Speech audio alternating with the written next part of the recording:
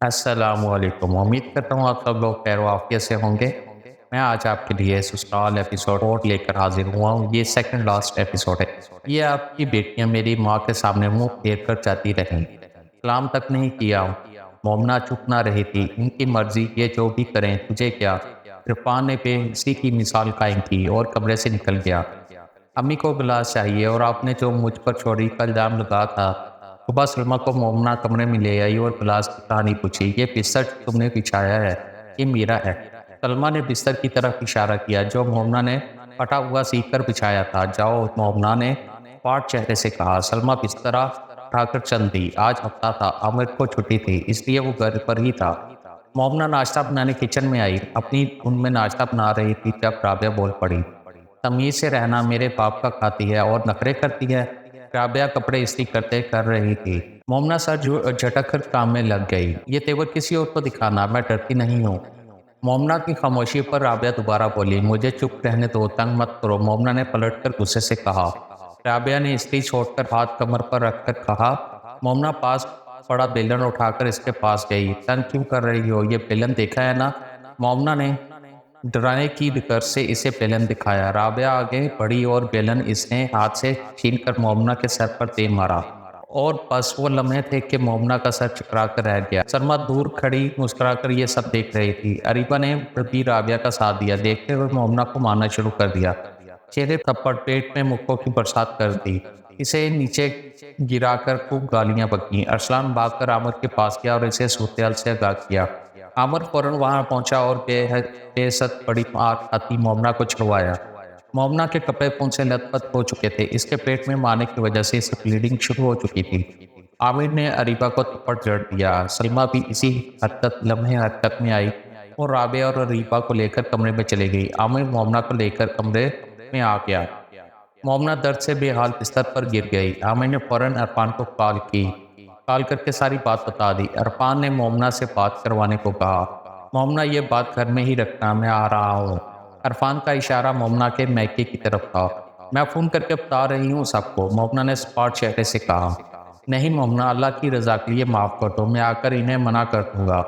आइंदा ऐसा नहीं होगा। अरफान के लहजे में मिन्नत थी। मोमना ने बगैर कुछ कहे चटाक से फ़ोन बंद कर दिया।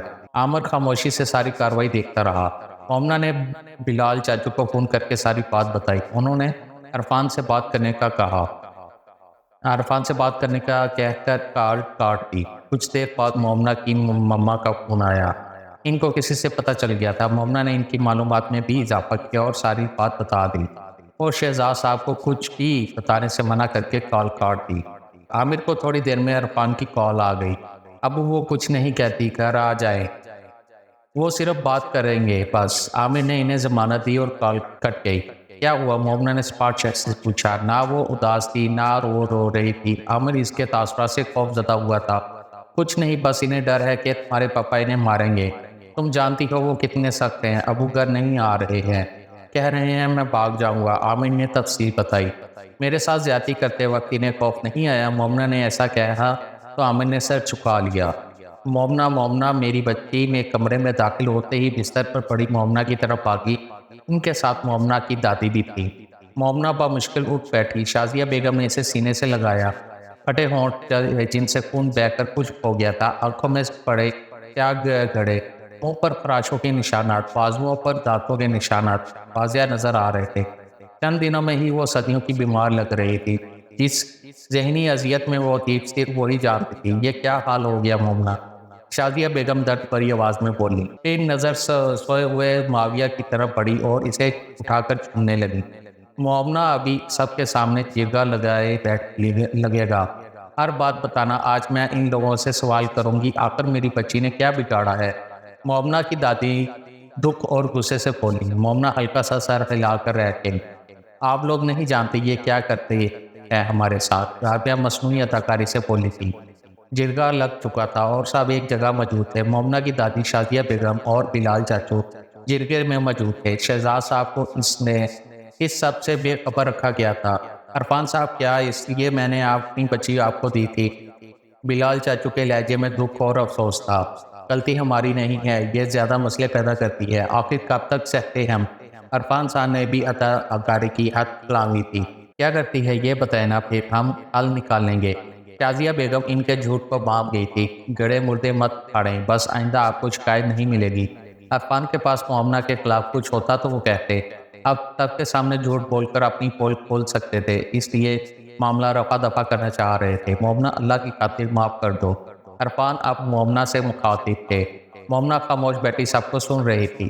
اسے کچھ کہنے کی ضرورت نہ تھی، سب کچھ سامنے تھا، سب جانتے تھے کہ غلط کون ہے۔ شازیہ بیگم نے بہت کوشش کی مگر عرفان ان کو یہاں وہاں سے ختم کر کے اور وعدہ کر لیا کہ آئندہ اس کو تکلیف نہیں ملے گی، اور آخر وہ لوگ مومنہ کے بسے بسائے گھر کو اجڑنے نہیں دے سکتے تھے۔ تو خاموش ہو گئی مگر اتنا ضرور کہہ دیا کہ آئندہ اگر کچھ ہوا تو برداشت نہیں کیا جائے گا، اور عرفان ان کی ہاں میں ہاں ملاتے رہے۔ آخر وہ ان کے ساتھ دشمنی مول لے کر وہ اپنی عزت اور کردار پر داغ نہیں لگا سکتے تھے، کیونکہ بلال چچو کے ساتھ ان کے بہت سے مطلب وابستہ تھے جو وہ پورا کرنا چاہتے تھے۔ عامر، اگر سکون چاہتے ہو تو ہمیں الگ ہونا پڑے گا، ورنہ یہ روز روز کے جھگڑے ہمیں جینے نہیں دیں گے۔ شام مومنہ کو اپنا فیصلہ سنا رہی تھی۔ میں بات کرتا ہوں ابو سے، ہم الگ ہو جائیں گے، ہاں مگر میں کمرے میں چولہا نہیں جلاؤں گی۔ فی الحال مجھے اسٹور صاف کروا دیں، میں اس کو کچن سیٹ کروں گی۔ مومنہ قطعی انداز میں بولی، مگر ان لوگوں کا سامان۔ مومنہ عامر کی بات کاٹ کر پھر سے بولی، مجھے نہیں پتا، جو بھی کریں، بس کل میں الگ ہو جاؤں گی بس۔ دوپہر تک اسٹور کا ایک حصہ صاف کر کے کچن سیٹ ہو چکا تھا۔ مومنہ نے اس پر شکر کیا، کم از کم وہ سکھ سے کھا تو سکے گی، بھوکا تو نہیں رہنا پڑے گا۔ علیحدہ ہونے کے بعد مومنہ کافی پرسکون تھی، وہ اپنی نئی زندگی شروع کرنا چاہتی تھی۔ اب وہ اور عامر ایک دوسرے کو وقت دیتے، سب کچھ بھلا کر وہ ایک نئی شروعات کر چکے تھے۔ عامر اب مومنہ کو پہچاننے لگا تھا۔ اب مومنہ ایک معصوم اور معصوم بچوں جیسی لڑکی تھی۔ حالات نے اسے کافی سنجیدہ بنا دیا تھا، مگر عامر کا ساتھ اور توجہ پا کر وہ پھر سے کھل اٹھی تھی۔ وہ بہت بدل چکی تھی، اس نے خود کو عامر کے رنگ میں رنگ دیا تھا۔ ضد، غصہ اور اڑیل پن اس نے سب بہت دور چھوڑ دیا تھا۔ وہ عامر کے ساتھ دال روٹی کھا کر بھی خوش تھی۔ مومنہ نے کبھی اس سے کوئی خواہش نہیں کی، کبھی گلہ نہیں کیا۔ 11ویں کے امتحان میں وہ اول آئی تھی، اس پر بہت خوش ہو رہی ہوئی تھی۔ آگے بڑھ کر کچھ بننا اس کا جنون تھا۔ اسے نماز سکھائی اور قرآن سکھایا، اور بہت جلد عامر نماز کا پابند ہو گیا۔ قرآن وہ اٹک اٹک کر پڑھتا تھا۔ سوتیلی ماں نے صرف کھانا پکا دیا اور کپڑے دھو دیے، تربیت کچھ بھی نہ کی تھی۔ مومنہ نے عامر کو بدل دیا تھا۔ وہ دونوں اپنی زندگی میں خوش تھے، مگر یہ خوشی بھی وقتی ثابت ہوئی۔ رمضان بھی شروع ہو چکا تھا۔ شازیہ بیگم نے رمضان کے لیے افطار کا سامان اپنی طرف سے بھیجا۔ عامر کے پاس تو اتنی گنجائش نہ تھی کہ وہ مومنہ کو عید کی خریداری کروا سکتا۔ مومنہ نے اس پر بھی صبر کیا تھا۔ شازیہ بیگم نے عید کے کپڑے بھی خود خرید کر انہیں بھیجے تھے۔ عید بھی خیریت سے گزری گئی تھی، اور مومنہ کے 12ویں کے پرچے شروع ہو گئے۔ عامر مومنہ کو پرچے دلوانے ساتھ لے جاتا تھا۔ معاویہ بھی ان کے ساتھ ہی تھا۔ 4 ماہ کا معاویہ بہت تنگ کرتا، اس لیے مومنہ اپنا پرچہ بیچ میں چھوڑ کر اسے دودھ پلاتی اور پھر واپس آ کر پرچہ دیتی۔ نگران بھی اس کی مجبوری سمجھتے تھے، سو رو ٹوک نہ کرتے۔ وہاں سبھی جانتے تھے کہ مومنہ کتنی لائق اور ذمہ دار لڑکی ہے، اس لیے پورے حال میں اسی کے چرچے ہوتے رہتے کہ شادی شدہ ہے، بچہ بھی سنبھالتی ہے، گھر بھی سنبھالتی ہے اور پڑھائی بھی کرتی ہے۔ خیر، یوں ہی پرچے مکمل ہوئے، اور ہمیشہ کی طرح وہ اول آئی تھی، اور اسی طرح اس نے 12ویں کے پرچے بھی دے دیے۔ مگر عامر کے حالات ایسے نہ تھے کہ وہ اسے پڑھا سکتا، اس لیے مومنہ نے خوشی سے پڑھائی چھوڑ دی۔ مومنہ کو عامر کی فکر ستانے لگی تھی۔ عامر میٹرک فیل تھا، اور نوکری کی ہونے کے باوجود اسے ڈر تھا کہ اگر اسے نوکری سے نکال دیا گیا تو مومنہ نے اس کا بہت ساتھ دیا۔ مومنہ اپنے مائکے گئی تھی، اور وہاں جو اسے پتہ چلا وہ کافی حیران کن تھا۔ عرفان صاحب وقتاً فوقتاً بلال چاچو کو مومنہ کے بارے میں جھوٹی معلومات دیتے رہتے تھے۔ عرفان کا کہنا تھا کہ مومنہ سب سے بدتمیزی کرتی ہے اور اپنے شوہر سے گھر کے کام کرواتی ہے اور اسے بے عزت کرتی رہتی ہے، حالانکہ یہ سب جھوٹ تھا۔ بلال چاچو نے تنگ آ کر جب مومنہ کو بتایا اور تصدیق چاہی تو مومنہ نے صاف بتا دیا کہ یہ سب جھوٹ ہے۔ بلال صاحب کے ساتھ ساتھ شازیہ بیگم کا دل بھی ان سے برا ہو گیا۔ مومنہ، تمہیں پتہ ہے رابعہ آپی کا رشتہ آیا ہے؟ عامر نے انکشاف کیا تھا۔ نہیں تو مجھے نہیں معلوم۔ مومنہ چونکی نہیں تھی، اسے پتہ تھا کہ گھر میں جو بھی ہو جائے اسے کبھی نہیں بتایا جاتا۔ میں نے ابو سے بولا ہے انکار کر دے، بہت دور ہے وہ جگہ، اتنے دور کیسے رہے گی رابی؟ عامر نے نیا انکشاف بھی کیا۔ آپ نے کیوں منع کیا؟ اور ابو جو بھی کریں، آپ کیوں پریشان ہو رہے ہیں؟ مومنہ کو آنے والے خدشات ستا رہے تھے کہ اب نہ جانے گھر کی عورتوں کا کیا رد عمل ہو۔ بھائی ہوں میں اس کا، حق ہے میرا، عامر جتاتے ہوئے بولا، جبکہ مومنہ لب کچل کر رہ گئی۔ ابو نے عامر کی وجہ سے رشتہ توڑا، یہ عامر ہر جگہ ٹانگ اڑا دیتا ہے، پتہ نہیں کو کون پٹیاں پڑھاتا ہے۔ رابعہ منہ میں بڑبڑا رہی تھی۔ مومنہ پاس بیٹھی سب سن چکی تھی۔ اس دن کے جھگڑے کے بعد اسے براہ راست طنز ضرور کیا جاتا تھا۔ 2 دن بعد رابعہ گھر میں سب سے کپا رہی اور بات بات پر غصہ کرنے لگ جاتی۔ آخر 30 کی ہو چکی تھی، اب بھی رشتہ نہیں ہوتا تو شاید پاگل ہو جاتی۔ مومنہ نے عامر کو رشتے کی ہاں کر دینے کا کہا۔ عامر بھی سوچ میں پڑ گیا، مگر اس کی ہاں سے پہلے ہی عثمان نے عرفان کو بہلا پھسلا کر رشتے کی ہاں کروا دی تھی۔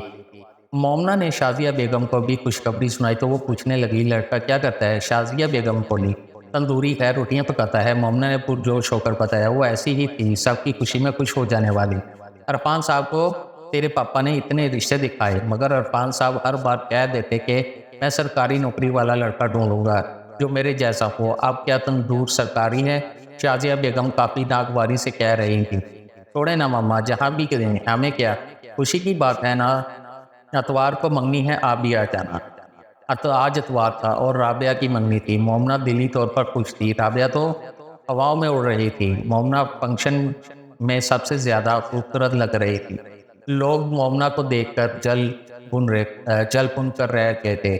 مومنہ جیسی خوبصورت پری آج تک نہیں دیکھی گئی تھی۔ کچھ تو وہ لوگ تھے جو عامر کی شاندار پرسنالٹی اور اچھی نوکری کی خاطر وہاں رشتہ داری کرنا چاہ رہے تھے، مگر مومنہ کا نصیب تھا جو وہ عامر سے بیاہی تھی۔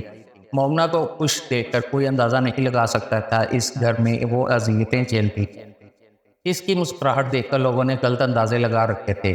منگنی کی رسم خیر سے ہو گئی۔ مومنہ نے دیکھا کہ رابعہ کے سسرال والے کافی اوور ہیں، ہر ایک سے کھلے ملتے اور پورے گھر میں تانکا جاکی کر رہے تھے۔ عورتیں تو کافی تیز ترار تھیں۔ رابعہ کا گزارا ان کے ساتھ مشکل ہی تھا۔ ان لوگوں نے شریف اور معصوم سمجھ کر رابعہ کا رشتہ کیا تھا۔ وہ لوگ رابعہ کے ساتھ کیا کریں گے اس کا اندازہ سب کو ہی تھا، سوائے مومنہ کے، جاہل سسرال والوں کے۔ سلمیٰ تو لڑکے کے صدقے پاری جا رہی تھی اور رابعہ اتنی خوش تھی کہ خوشی چھپائے نہیں چھپتی تھی۔ مسکرا کر اس کے لمبے اور بوڑھے دانت سب کو منہ پھیرنے پر مجبور کر دیتے۔ اس سب میں کوئی خوبصورت تھی تو وہ مومنہ تھی۔ لڑکے مومنہ کو دیکھ کر اس کے ارد گرد منڈلانے لگے تھے۔ مومنہ سب سے بے خبر معاویہ کے ساتھ کھیلنے کودنے میں مصروف تھی۔ مومنہ کو نظروں کا احساس نہیں ہوا، مگر اسے کچھ غلط لگ رہا تھا۔ عامر آپ پلیز مت جائیں، میری طبیعت بہت خراب ہے، میں کیسے اکیلی رہوں گی؟ مومنہ کب سے عامر کی منتیں کر رہی تھی جو کہ گاؤں جا رہا تھا۔ مومنہ ابو نے کہا ہے، اب ان کی بات نہیں ٹال سکتا۔ عامر نے ناگواری سے کہا، ٹھیک ہے میں ناشتہ بناتی ہوں، کر لیں۔ مومنہ خاموشی سے دکھتے جسم کے ساتھ کچن میں گئی اور ناشتہ بنایا۔ وہ واپس کمرے میں آئی تو عامر مرجھا چکا تھا۔ نڈھال سی وہ بستر پر گئی۔ اس نے بخار میں بھی ناشتہ بنایا، مگر وہ یوں ہی چلا گیا۔ نہیں کھانا تھا تو منع کر دیتا، کم از کم وہ اتنی محنت تو نہ کرتی۔ معاویہ کے رونے پر وہ اس کی طرف متوجہ ہوئی۔ دودھ پلا کر سب اٹھائے وہ باہر آ گئی۔ آنکھوں سے بے اختیار آنسو نکل آئے۔ بخار اتنا تھا کہ کھڑا نہیں ہوا جاتا تھا۔ معاویہ کو جلدی سے آمنہ کے پاس چھوڑ کر وہ کچن میں آئی۔ بھوک بہت زیادہ زور کی لگی تھی۔ عامر کے لیے بنایا ہوا ناشتہ کیا اور کمرے میں آ کر آرام کرنے لگی۔ دوپہر کو نماز سے فارغ ہو کر وہ کچن میں گئی، مگر راشن ختم تھا۔ اتنی ضد کے باوجود عامر راشن نہیں لایا تھا، اس کے پاس پیسے ہی نہیں تھے۔ نڈھال سی وہ بھوکی ہی کمرے میں آئی اور عامر کو فون کیا، کیا ہے اب؟ عامر کی ناگوار آواز پر اس کی آنکھیں بھر آئیں۔ کب آئیں گے آپ؟ آ جاؤں گا میں، تمہیں کیا مسئلہ ہے؟ جواب ناگواری سے دیا گیا، بھوک لگ رہی ہے، بہت بیمار ہوں میں، آپ گھر آ جائیں اور کچھ کھانے کے لیے بھی لے آئیں۔ مومنہ کی آواز بھرائی ہوئی تھی، شام کو آؤں گا میں۔ عامر بہت زیادہ تنگ لگتا تھا، ایسے کیوں کر رہے ہیں آپ؟ آنسو اب گال پر بہہ رہے تھے۔ کیا کر رہا ہوں میں؟ اب ادھر آ گیا ہوں تو تنگ مت کرو۔ کھٹاک سے فون بند کر دیا گیا۔ مومنہ موبائل کو دیکھے پھوٹ پھوٹ کر رو دی۔ آنسو پہنچ کر سینڈ میں کرسی لگائی اور کافی دیر سوچوں میں گم رہی۔ دوبارہ سے عامر کو فون ملایا تو وہ مسلسل کاٹے گیا۔ بالآخر کال اٹھائی گئی۔ کیا مصیبت ہے؟ کیوں تنگ کر رہی ہو؟ کھانا کھایا؟ مومنہ نے ان سے سوال کیا۔ کھا لیا ہے، تمہیں کیا چاہیے؟ عامر نہ جانے کیوں اتنا تنگ تھا۔ عامر آپ مجھ سے تنگ کیوں ہیں؟ مومنہ بے بسی سے رو دی تھی۔ ہاں تنگ ہوں میں، منحوس ہو تم، مجھے پتا ہوتا کہ تمہاری منحوسیت سے میرے پاس کھانے کو بھی کچھ نہیں بچے گا تو تم سے شادی ہی نہ کرتا۔ عامر کہتا کال کاٹ گیا۔ مومنہ ساکت سی بیٹھی تھی، عامر کے الفاظ اس کے کانوں میں گونج رہے تھے۔ منحوس منحوس منحوس، میں شادی ہی نہ کرتا، منحوس، اللہ میں مروں گی، آج نہیں بچوں گی۔ مومنہ موبائل پھینک کر زور زور سے چلانے لگی۔ اس کی چیخوں سے درختوں پر بیٹھے پرندے اڑ گئے۔ اس کا دماغ سن ہو چکا تھا۔ چیختی چلاتی وہ بھاگی اور صحن کی گرل سے نیچے کود گئی۔ یہ سب اتنا جلدی ہوا کہ مومنہ کو کچھ سمجھ نہیں آیا۔ اس کا جسم گھسیٹتا ہوا سڑک پر جا لگا تھا، مگر وہ مری نہیں تھی، وہ زندہ تھی۔ وہاں موجود مرد اور عورتیں اکٹھی ہونے لگیں۔ مومنہ کا جسم خراشے آنے سے کافی خون نکل آ رہا تھا اور پھٹے کپڑوں سے نظر آتا سفید اور دودھیا جسم۔ وہاں موجود مرد لالچی نظروں سے دیکھنے لگے۔ مومنہ ان کی نظروں سے خوفزدہ ہو کر رہ گئی۔ وہ بھیڑیے تھے جو اپنا شکار دیکھ کر ٹال ٹپکا رہے تھے۔ اسے ایمبولینس میں ڈال کر ہسپتال لے جایا گیا۔ اریبہ نے عرفان کو فون کیا۔ مومنہ کے گرنے کی خبر جب ملی تو وہ بیزار ہو گئی۔ اس لڑکی نے جان عذاب کر دیا، عرفان نے کہہ کر فون کاٹ دیا۔ اریبہ نے عامر کو کال کی تو وہ پریشانی سے فوراً ہسپتال پہنچا۔ مومنہ کے والدین بھی ہاسپٹل پہنچ چکے تھے۔ اسے روم میں لے جایا گیا۔ محلے کا ایک آدمی روم میں ایک طرف کھڑا ہو گیا۔ نرس نے صاحب کو باہر جانے کا کہا۔ مومنہ کی نظریں اس شخص پر پڑی جو کونے میں کھڑا تھا۔ اس کی گندی نظروں سے مومنہ کی جسم میں جھرجھری سی آئی تھی۔ وہ عرفان کا رشتہ دار تھا۔ نرس نے مومنہ کے کپڑے بدلنے کے لیے جوں ہی ہاتھ بڑھایا تو مومنہ نے اسے روک دیا۔ وہ انکل، مومنہ نے بات ادھوری چھوڑی۔ نرس نے پلٹ کر دیکھا تو وہ مرد وہ کھولے انتظار کر رہا تھا۔ آپ یہاں کیا کر رہے ہیں؟ بولا نا باہر جاؤ، ایک دفعہ کی بات سمجھ نہیں آتی؟ نرس نے غصے سے کہا تو وہ روم سے باہر نکل گیا۔ مومنہ گھر آ گئی تھی۔ خطرے کی بات نہیں تھی، بس کچھ زخم تھے جو دوائی لگانے سے بہتر ہو جانے تھے۔ گاؤں سے سب لوگ رات گئے لوٹے تھے۔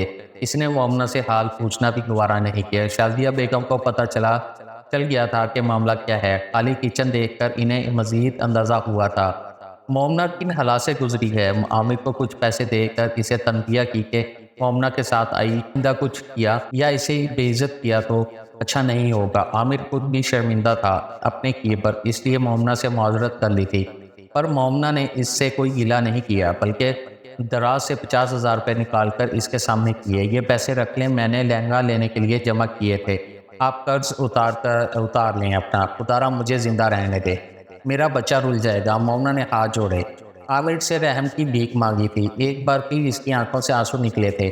مومنہ، میں آئندہ کچھ نہیں کہوں گا اور یہ پیسے مجھے نہیں چاہیے۔ پیسے مومنہ کو واپس دیتے ہوئے اس کو سینے میں کھینچ لیا۔ مومنہ، وہ پیسے میں قرض اتار کے دے دوں گا جلد ہی۔ عامر نے آفس جانے سے پہلے مومنہ سے اس دن والے پیسوں کا ذکر کیا۔ مومنہ پھیکا سا مسکرائی اور پیسے نکال کر دے دیے۔ جانتی تھی کہ وہ پیسے اب لوٹائے گا نہیں۔ باپ پر گیا ہے، لالچی اور خود غرض، مگر اب اسے اپنے بچے کے لیے سب کچھ سہنا تھا، تو وہ خاموش رہی۔ مومنہ اپنے میکے آئی تھی، سوچوں میں گری۔ وہ صحن میں بیٹھی کسی غیر فکری نقطے میں کھوئی ہوئی تھی۔ مومنہ، تم ٹھیک ہو؟ شازیہ بیگم کی آواز پر وہ چونکی۔ جی میں ٹھیک ہوں۔ مومنہ سیدھی ہو کر بیٹھی تھی۔ ماویس ہو گیا، شازیہ بیگم اس کے سامنے والی کرسی پر بیٹھتے ہوئے بولی۔